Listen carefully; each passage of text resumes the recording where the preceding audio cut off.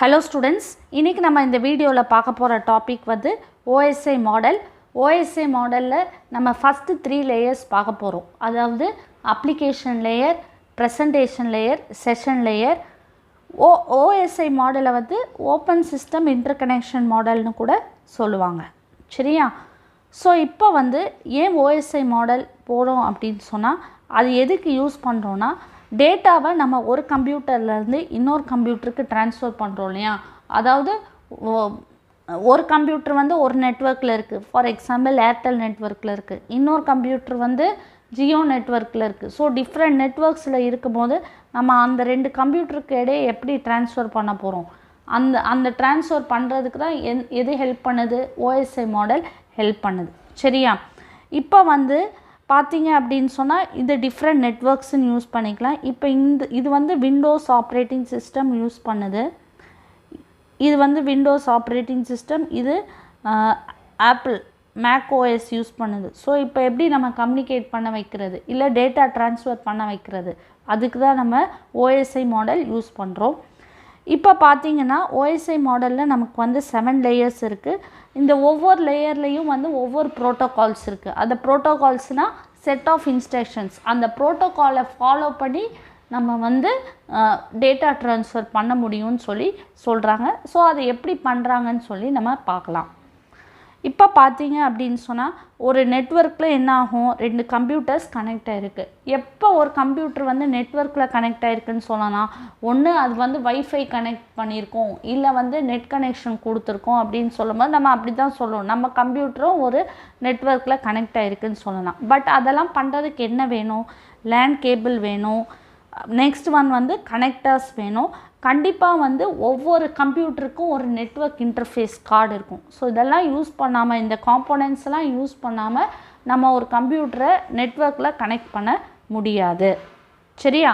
இந்த network interface கார்டெல்லாம் என்னன்னு சொல்லி நம்ம ஃபோர்த்கமிங் வீடியோஸில் டீட்டெயில்டாக பார்க்கலாம். இப்போ application layer. So application layer என்ன பண்ணும் அப்படின்னு சொன்னால், வெப் ப்ரௌசர் இருக்குது நமக்கு. சரியா? வெப் ப்ரௌசர்னால் என்ன, நம்ம கூகுள் க்ரோம் எடுத்துக்கோங்க. கூகுள் க்ரோமுங்கிறது ஒரு வெப் ப்ரௌசர். ஸோ அது வந்து ஒரு நெட்வொர்க் அப்ளிகேஷன்னு சொல்கிறாங்க. அது எதில் ரன் ஆகிக்கிட்டு இருக்கு, அவங்கவுங்க பிசி, நம்ம கம்ப்யூட்டரில் அது இருக்கும். சரியா? அந்த வெப் ப்ரௌசர் என்ன பண்ணும் அப்படின்னு சொன்னால் அது வந்து அப்ளிகேஷன் லேயரில் இருக்காது. அப்ளிகேஷன் லேயரில் ப்ரோட்டோகால்ஸ் மட்டும்தான் இருக்கும். ஸோ அப்போது அப்ளிகேஷன் லேயர் என்ன பண்ணும் அப்படின்னு சொன்னால் இந்த வெப் ப்ரௌசர்ஸ் வந்து என்ன பண்ணுவாங்க, இந்த அப்ளிகேஷன் லேயர் ப்ரோட்டோகால்ஸ், அதாவது HTTP, HTTPS யூஸ் பண்ணி ப்ரௌஸ் பண்ணுறதுக்கு நமக்கு ஹெல்ப் பண்ணுவாங்க. டைரெக்டாக நம்ம வந்து ப்ரௌசரை கிளிக் பண்ணிவிட்டு நமக்கு ப்ரௌஸ் பண்ண முடியாது. அது வந்து அப்ளிகேஷன் லேயர் ப்ரோட்டோகால்ஸோட ஹெல்ப் எடுக்கிறதுனால தான் நம்மளால் ப்ரௌஸ் பண்ண முடியுது. வெப் சர்ஃபிங் அப்படின்னா வெப் ப்ரௌசிங் தான் சொல்கிறேன். சரியா? ஸோ எப்பயுமே வந்து வெப் ப்ரௌஸ் பண்ணுறோம் இல்லையா, அது எப்படி பண்ண முடியும், அப்ளிகேஷன் லேயர் ப்ரோட்டோகால்ஸ்னால தான் நம்ம பண்ண முடியுது. இப்போ வந்து ப்ரௌசிங்க்கு காமன்லி யூஸ்ட் ப்ரோட்டோகால் என்ன, HTTP protocol, HTTPS protocol. S அப்படிங்கிறது இது செக்யூருங்கிறது தான் இதுக்கு வந்து எஸ்ன்னு சொல்லியிருக்காங்க. இந்த ப்ரோட்டோகாலை நம்ம வந்து பேங்கிங் அப்ளிகேஷன் சைட்ஸில் இந்த மாதிரி HTTPS யூஸ் பண்ணி பார்க்கலாம். இப்போ நம்ம ஒரு பேங்க் நேம் டைப் பண்ணுறோம், அது வந்து அதுக்கப்புறம் என்னது, அதோட corresponding IP address domain name சிஸ்டமில் போயிட்டு அதுக்கப்புறம் நமக்கு வந்து அந்த பேஜை ஃபெச் பண்ணி கொடுக்குறது இல்லையா. அந்த எந்த ப்ரோட்டோகால் ஃபெச் பண்ணி கொடுக்குது, HTTP அல்லது HTTPS, அதை தான் வந்து சொல்கிறாங்க. இதெல்லாம் வந்து நமக்கு வந்து ப்ரௌசர்ஸ். இதெல்லாம் நம்ம வந்து என்ன சொல்லலாம் அப்படின்னா நெட்வொர்க் அப்ளிகேஷன்னு சொல்லணும். ஏன் நெட்வொர்க் அப்ளிகேஷன் சொல்கிறோம், இந்த ப்ரௌசர்ஸ் நம்ம நார்மலாக இருக்கும்போது யூஸ் பண்ணுறோமா, கிடையாது. நம்ம நெட்வொர்க்கில் கனெக்ட் ஆன பிற்பாடு, இன்டர்நெட்டில் கனெக்ட் ஆன பிற்பாடு நமக்கு வந்து ஏதாவது இன்ஃபர்மேஷன் தேவைப்படுறதுக்கு என்ன பண்ணுறோம், இந்த ப்ரௌசர்ஸை நம்ம வந்து யூஸ் பண்ணுறோம். சரியா? ஸ்கைப் கூட வந்து இது எல்லாமே வந்து இன்டர்நெட் இல்லாமல் நம்மளால் பண்ண முடியாது. அதனால தான் இதை வந்து நெட்வொர்க்கிங் அப்ளிகேஷன் சொல்கிறோம். ஸோ ஸ்கைப்பும் சொல்லலாம், இல்லை அவுட்லுக் மெயில், இதையும் கூட நம்ம நெட்வொர்க் அப்ளிகேஷன்ஸுன்னு சொல்லலாம். ஸோ என்னென்ன அப்ளிகேஷன் ப்ரோட்டோகால்ஸ் இருக்குது, FTP இருக்குது, SNMP இருக்குது, DHCP, DNS, BOOTP, HTTP, HTTPS, Telnet, SMTP இதெல்லாம் இருக்குது. ஸோ இந்த ப்ரோட்டோகால்ஸ் பற்றி தனி வீடியோவில் நம்ம டீட்டெயில்டாக பார்க்கலாம். அப்ளிகேஷன் லேயரை பற்றியே நம்ம அலாங் வித் போர்ட் நம்பர்ஸ் நம்ம டீட்டெயில்டாக பார்க்கலாம். ஸோ இப்போ ஒரு சில ப்ரோட்டோகால்ஸ் வந்து FTP ப்ரோட்டோகால்னால் ஃபைல் ட்ரான்ஸ்ஃபர் பண்ணுறதுக்கு. இப்போ நம்ம ஃபைல்ஸ் எல்லாம் டவுன்லோட் பண்ணுறோம்ல. ஃபார் எக்ஸாம்பிள் எனக்கு ஒரு ஃபைலை அப்லோட் பண்ணுறோம். எப்போ அப்லோட் பண்ணுவோம்? எனக்கு சப்போஸ் ஒரு வேர்டு ஃபைலை எனக்கு PDF-ஆக மாற்றி கொடுங்க அப்படின்னு சொன்னால் என்ன பண்ணுறோம்? ஆன்லைன் கன்வெர்ட்டர் யூஸ் பண்ணி பண்ணுறோம் இல்லையா? ஸோ அப்லோட் பண்ணிவிட்டு அதுக்கப்புறம் அது நமக்கு வந்து அப்லோட் பண்ணோடனே வேர்ட் ஃபைல் அப்லோட் பண்ணோடனே நம்ம PDF-ஆக அதை டவுன்லோட் பண்ணிக்கலாம். ஸோ அந்த இது பண்ணுறதுக்கு என்ன யூஸ் பண்ணுறோம்? அது எல்லாமே எதில் கனெக்ட் ஆகிருக்கு? நெட்வொர்க்கில் இருக்குது, நெட்வொர்க்கில் இருக்குது. ஸோ இன்டர்நெட்டில் கனெக்ட் ஆனாலே நம்ம கம்ப்யூட்டரும் ஒரு நோடு தான். சரியா? நம்ம ரெக்வெஸ்ட் பண்ணுறதும் ஒரு நம்மளும் ஒரு கிளைண்ட் மாதிரி ஆக்ட் பண்ணி எனக்கு இது வேணும், எனக்கு இந்த ஃபைல் வேணும்னு சொல்லி ரெக்வெஸ்ட் பண்ணுறோம் இல்லையா? ஸோ காமனாக ஃபைல் ட்ரான்ஸ்ஃபருக்கு யூஸ் பண்ணுற ப்ரோட்டோகால் தான் வந்து FTP ப்ரோட்டோகால். சரியா? அதுக்கப்புறம் வெப் சர்ஃபிங்க்கு நம்ம HTTP இல்லை HTTPS யூஸ் பண்ணலாம். அதே மாதிரி மெயிலுக்கு வந்து யூஸ் பண்ணுறது வந்து SMTP ப்ரோட்டோகால்ஸ். இப்போ பார்த்தீங்கன்னா presentation layer. So presentation layer எதுக்கு ஹெல்ப் பண்ணும் அப்படின்னு சொன்னால் வந்து இப்போ நம்ம சிஸ்டமில் வந்து ட்ரான்ஸ்லேட் பண்ணுறதுக்கு. ஃபார் எக்ஸாம்பிள் இப்போது இங்கே பாருங்கள், இப்போ நமக்கு வந்து ஒரு சிஸ்டம் இருக்குது. ஓகேவா? இங்கே சிஸ்டம் இருக்குது, இதுவும் ஒரு சிஸ்டம். ஓகேவா? இந்த இதுக்கு வந்து ASCII கோடு தான் புரியும். இந்த சிஸ்டம்க்கு வந்து EBCDIC கோட் ஃபார்மேட் தான் புரியும். ஸோ அப்போது நம்ம இந்த ரெண்டு சிஸ்டமை எப்படி கம்யூனிகேட் பண்ண வைக்க முடியும்? ஸோ அது வந்து என்ன பண்ணணும்னா ப்ரெசன்டேஷன் லேயர் நமக்கு ஹெல்ப் பண்ணும். ஏன்னா இதோட கோட் ஃபார்மேட் வேறு, இந்த சிஸ்டமோட கோட் ஃபார்மேட் வேறு. ரெண்டையும் நம்ம வந்து இதில் இருக்க டேட்டாவை ட்ரான்ஸ்ஃபர் பண்ணோன்னு சொல்கிறோம். எப்படி முடியாது இல்லையா? ஸோ ப்ரெசன்டேஷன் லேயர் என்ன பண்ணுதுன்னா ட்ரான்ஸ்லேஷனுக்கு நமக்கு ஹெல்ப் பண்ணுது. அதுதான் பாயிண்ட் நம்பர் 1. ஓகேவா? இதை தவிர்த்து என்ன இது பண்ணான்னா நம்ம டைப் பண்ணுறதெல்லாம் வந்து இங்கிலீஷில் இருக்கும், இல்லை டிஃப்ரெண்ட் லாங்குவேஜஸில் இருக்கும், நம்பர்ஸ் இருக்கும். இப்போ இங்கிலீஷும் நம்பர்ஸும் ஏன் போட்டிருக்கோன்னா நம்ம கீபோர்டை அப்படி யூஸ் பண்ணுறோம். இப்போ அவங்கவுங்க வேறு கண்ட்ரீஸில் வந்து அவங்கவுங்க லாங்குவேஜ் யூஸ் பண்ணி அப்பார்ட் ஃப்ரம் இங்கிலீஷ் யூஸ் பண்ணாங்க அப்படின்னு சொன்னால் ஸோ அதுக்குமே நமக்கு வந்து ட்ரான்ஸ்லேஷன் தேவைப்படும். சரியா? ஸோ இப்போ இந்த கோட் ஃபார்மேட்லாம் ஏன் வந்தது? கம்ப்யூட்டருக்கு இந்த கோடில் இருக்குதுன்னு ஏன் சொல்கிறோம்? ஏன்னா கம்ப்யூட்டருக்கு என்ன புரியும்? நம்ம லாங்குவேஜ் புரியுமா? இங்கிலீஷ் லாங்குவேஜ்லாம் புரியாது. 0s and 1s மட்டும்தான் புரியும். ஸோ இந்த ஃபார்மேட் ஒவ்வொரு கம்ப்யூட்டரில் இருக்கும். இப்போ இது வந்து IBM மெயின் ஃப்ரேம்ஸ்லலாம் இந்த ஃபார்மேட் யூஸ் பண்ணுறாங்க. சரியா? ஸோ ஒவ்வொரு கம்ப்யூட்டருக்கும் ஒவ்வொரு ஃபார்மேட் இருக்கும். பைனரி வந்து 0s and 1sன்னு சொல்லியாச்சு. பட் அது எந்த ஃபார்மேட்? 0s and 1s மட்டும்தான் இருக்கும். அது ASCII கோட் ஃபார்மேட்டாகவும் இருக்கலாம், இல்லை EBCDIC கோட் ஃபார்மேட்டாகவும் இருக்கலாம். இந்த கோட் ஃபார்மேட்டெல்லாம் வந்து யாருக்கும் புரியாது. ஸோ அதை ட்ரான்ஸ்லேட் பண்ணுறது தான் ப்ரெசன்டேஷன் லேயரோட வேலை, ஃபஸ்ட்டு வேலை. நெக்ஸ்ட்டு என்ன பண்ணும்? அது கம்ப்ரெஷன் பண்ணும், அதுக்கப்புறம் என்கிரிப்டும் பண்ணும். ஸோ இப்போ இங்கே கம்ப்ரெஷன்னா என்ன? கம்ப்ரெஷன்னா வந்து ஒரு கொடுத்துருக்க இதை வந்து ரெடியூஸ் பண்ணுறது தான் கம்ப்ரெஷன். சரியா? ஃபார் எக்ஸாம்பிள் நமக்கு வந்து ஒரு ஃபைல் இருக்குது, 50 KB ஃபைல் இருக்குது. அதை நான் வந்து ஜிப் பண்ணி அனுப்புகிறேன் அப்படின்னு சொன்னால் என்ன அர்த்தம்? ஜிப் ஃபைல் யூஸ் பண்ணி அனுப்புகிறேன்னா, ஜிப் பண்ணி அனுப்புகிறேன்னா கம்ப்ரெஸ் பண்ணி அனுப்புகிறேன், அந்த ஃபைல் சைஸை ரெடியூஸ் பண்ணி அனுப்புகிறேன். அதுதான் வந்து கம்ப்ரெஷன். ஸோ இந்த கம்ப்ரெஷன் பண்ணும்போது, ரெடியூஸ் பண்ணும்போது என்ன ஆகும்? நமக்கு இந்த ஒரிஜினல் ஃபைல் அப்படியே இருக்குமா? சில நேரம் இருக்கும். அது வந்து அதுக்கு பேர் வந்து லாஸ்லெஸ் கம்ப்ரெஷன்னு சொல்லுவாங்க. சில நேரம் இருக்காது. இருக்காது? சில நேரம் அதோட கம்ப்ரெஸ் பண்ணால் அதோட குவாலிட்டி கம்மியாயிடும். ஸோ அது வந்து லாஸி கம்ப்ரெஷன் டெக்னிக் அப்படின்னு சொல்லுவாங்க. ஸோ இப்போ இந்த கம்ப்ரெஷன்லாம் நம்ம எங்கே யூஸ் பண்ணுவோம் அப்படின்னு சொன்னால் real time video and audio streaming. இப்போ வந்து ஒரு மேட்ச் நடக்குதுன்னு வச்சுக்கோங்களேன், வேர்ல்ட் கப் நடக்குதுன்னா அதை வந்து லைவாக நமக்கு ஸ்ட்ரீம் பண்ணி காட்டுறாங்க இல்லையா?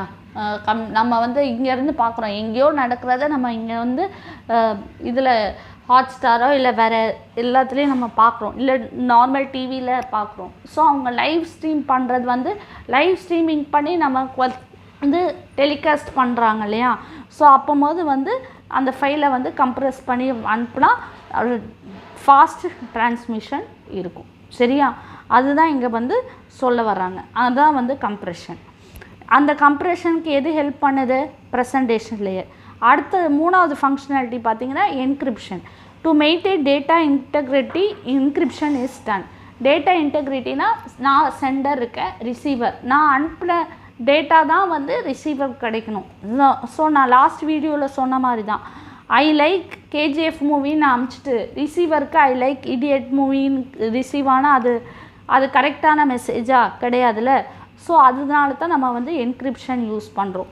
ஸோ என்கிரிப்ஷனுங்கிறது வந்து என்ன அப்படின்னு சொன்னால் பிளெயின் டெக்ஸ்ட்டை சைஃபர் டெக்ஸ்ட்டாக மாற்றுறது. சைஃபர் டெக்ஸ்ட் அப்படின்னு சொன்னால் வந்து என்கிரிப்ஷன் அல்காரிதம்ஸ் யூஸ் பண்ணி, டெஸ் அல்காரிதம், ஆர்எஸ்ஏ அல்காரிதம்ஸ் யூஸ் பண்ணி நார்மல் டெக்ஸ்ட்டை சைஃபர் டெக்ஸ்ட்டாக மாற்றி ட்ரான்ஸ்ஃபர் பண்ணிவிட்டு ரிசீவர் சைடு என்ன பண்ணுவாங்கன்னா அதை டீக்ரிப்ட் பண்ணி திருப்பி அந்த பிளெயின் டெக்ஸ்ட்டாக அவங்க கொண்டு வந்துடுவாங்க. சரியா? அதுதான் வந்து என்கிரிப்ஷன் அண்ட் டீக்ரிப்ஷன். அதுக்கு வந்து என்ன ப்ரோட்டோகால் அப்படின்னு சொன்னால் எஸ்எஸ்எல் ப்ரோட்டோகால் யூஸ் பண்ணுறோம். சரியா? இப்போது இது ஒன்று. இப்போது லாஸ்ட் வீடியோவில் உங்களுக்கு நான் சொல்லியிருப்பேன், என்கிரிப்ஷன் வந்து சிலப்போ மேண்டேட்ரி ப்ராப்பர்ட்டி இல்லை அப்படின்னு சொல்லியிருப்பாங்க. லாஸ்ட் வீடியோவில் நான் சொன்னேன் ஆப்ஷனல் அது ஆப்ஷனல் ப்ராப்பர்ட்டின்னு சொல்லியிருப்பேன். மேண்டேட்ரி ப்ராப்பர்ட்டிஸில் வராது. மேண்டேட்ரி ப்ராப்பர்ட்டிஸில் வந்து எரர் கண்ட்ரோல் வரும், ஃப்ளோ கண்ட்ரோல் வரும். ஆப்ஷனல் இருக்கும் அப்படின்னு சொன்னால் என்கிரிப்ஷன் நான் சொல்லியிருப்பேன்.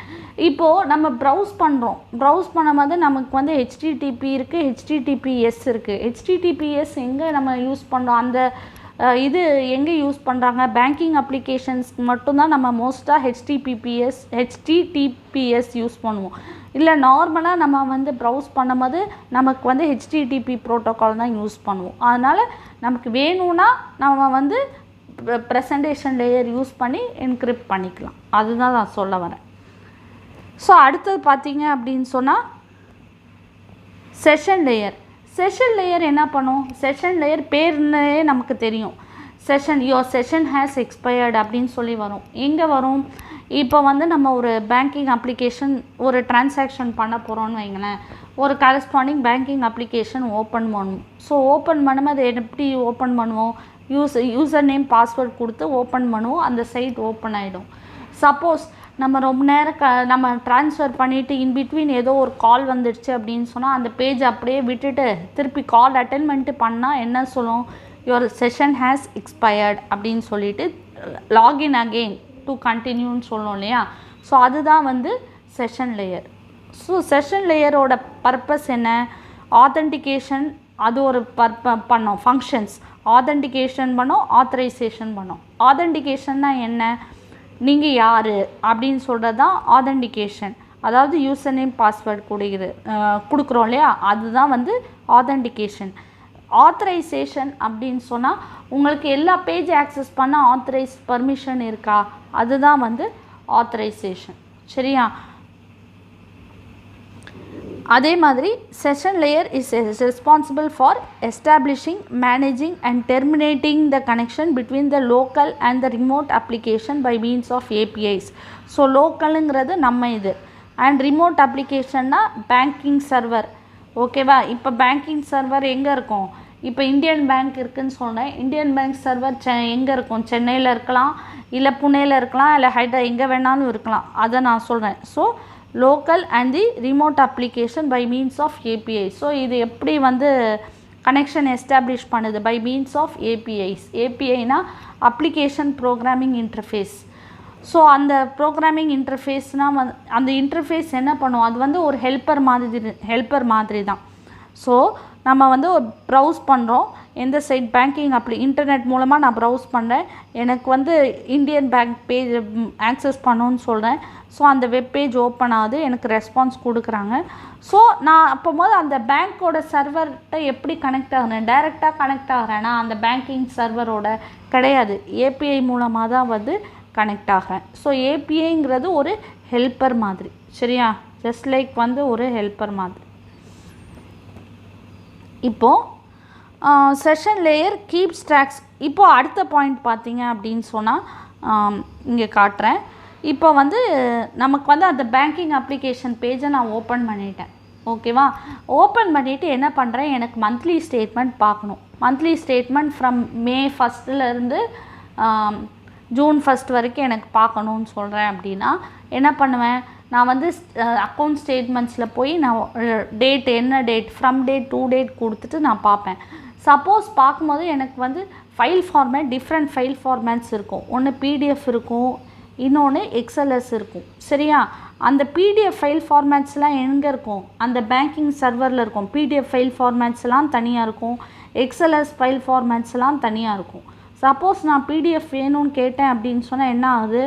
அந்த சர்வர்லேருந்து எனக்கு அது டேட்டா பேக்கெட்ஸ் மூலமாக வருது. ஸோ இங்கே வந்து நான் இமேஜ் ஃபைல் டெக்ஸ்ட் ஃபைலில் சொல்லியிருக்கேன். பட் ரியல் டைம் எக்ஸாம்பிளாக சொல்லும்போது நான் பிடிஎஃப்பில் வந்து அந்த ஸ்டேட்மெண்ட் பார்க்கணுன்னு நான் விரும்புகிறேன் அப்படின்னு சொன்னால் அது வந்து டேட்டா பேக்கெட்ஸாக வந்து எனக்கு வருது. எதுக்கு வந்துடும்? என்னோடய வெப் ப்ரௌசருக்கு வந்துடும். எப்படி வெப் ப்ரௌசருக்கு வந்துடும்?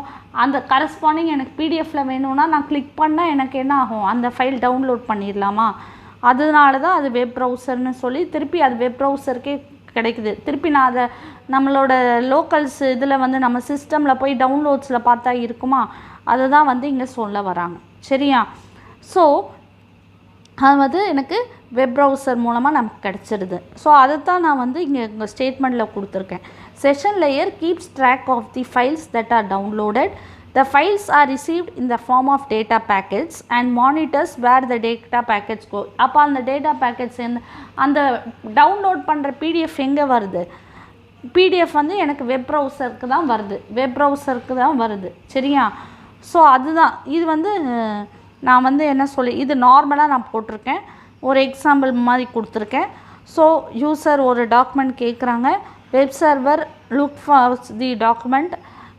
அதுக்கப்புறம் அது வந்து அதை ரிட்ரீவ் பண்ணிவிட்டு அதுக்கப்புறம் திருப்பி அது வந்து returns the document to the web browser. அது எங்கே இருக்குதுன்னு பார்த்துட்டு அதை ரிட்ரீவ் பண்ணிவிட்டு. ஸோ இதை வந்து நான் எங்கே சொன்னேன் அப்படின்னா பேங்கிங் அப்ளிகேஷன் யூஸ் பண்ணி நான் இதை சொன்னேன். இந்த பிடிஎஃப்ஓ எக்ஸ்எல்எஸ் அந்த ஸ்டேட்மெண்ட் ஆஃப் அக்கௌண்ட்ஸ் திருப்பி நான் அந்த ப்ரௌசரில் வச்சு கிளிக் பண்ணி தான் பிடிஎஃப்பை கிளிக் பண்ணி எதை வச்சு கிளிக் பண்ணுறேன்? என் ப்ரௌசரை யூஸ் பண்ணி தான் இதெல்லாம் பண்ணேன். ஸோ நான் கிளிக் பண்ணால் எனக்கு டவுன்லோட் ஆகுது. திருப்பி அது என்னோடய வெப் ப்ரௌசருக்கே வந்துடுது. சரியா? So session layer helps in session management, authentication and authorisation. இப்போது இன்னொரு முக்கியமான பாயிண்ட் என்ன அப்படின்னு சொன்னால் web browser performs the function of web ப்ரௌசர்னால் என்னோட கூகுள் க்ரோம் ப்ரௌசர்னே வச்சுக்கோங்க. performs the function of session layer, presentation layer and application layer, which means இந்த லேயரில் இருக்கிற ப்ரோட்டோகால்ஸை யூஸ் பண்ணி தான் நம்மளால் வந்து ஒரு சில ஃபங்க்ஷன்ஸ் பர்ஃபார்ம் பண்ணுறோம் இல்லையா? ஃபார் எக்ஸாம்பிள் இப்போ ஹெச்டிடிபி ப்ரோட்டோகால் யூஸ் பண்ணி தான் நம்ம ப்ரௌஸ் பண்ணுறோம். ஓகேவா? அதே மாதிரி அந்த வெப் ப்ரௌசர் யூஸ் பண்ணும்போது நமக்கு ஒரு பேங்கிங் அப்ளிகேஷன் வெப்சைட்டுக்கு போது நமக்கு தேவையான ஃபைல்ஸை டவுன்லோட் பண்ணிக்கிறோம். இல்லை எஃப்டிபி ப்ரோட்டோகால் யூஸ் பண்ணி எல்லாமே வந்து வெப் ப்ரௌசரை யூஸ் பண்ணி தான் நம்ம பண்ணுறோம். கரெக்டாக? ஸோ அதனால தான் வந்து web browser performs the functions of session layer, presentation and application layer. இந்த பாயிண்ட் ரொம்ப ரொம்ப இம்பார்ட்டண்ட். ஏன்னா இப்போ அடுத்து வருது இல்லையா டிரான்ஸ்போர்ட் லேயர், நெட்வொர்க் லேயர், அதில் வந்து வெப் ப்ரௌசருங்கிற இது வராது. ஸோ இதை வந்து நம்ம வந்து என்ன சொல்கிறான்னா இது சாஃப்ட்வேர் ஓரியன்டட். இது எல்லாமே வந்து இந்த 3 ஃபங்க்ஷன் இருக்கு இல்லையா, 3 லேயர்ஸுமே வந்து சாஃப்ட்வேர் ஓரியன்டட். ஓகேவா? அடுத்த ஃபோர்த்கமிங் லேயர்ஸ் வந்து ஹார்ட்வேர் ஓரியன்டட். அதை நம்ம பார்க்கலாம் என்னன்னு சொல்லிட்டு. சரியா? இங்கே வெப் ப்ரௌசர் யூஸ் பண்ணுறதுனால அது வந்து நான் வந்து சாஃப்ட்வேர் ஓரியன்டட்னு சொல்கிறேன்.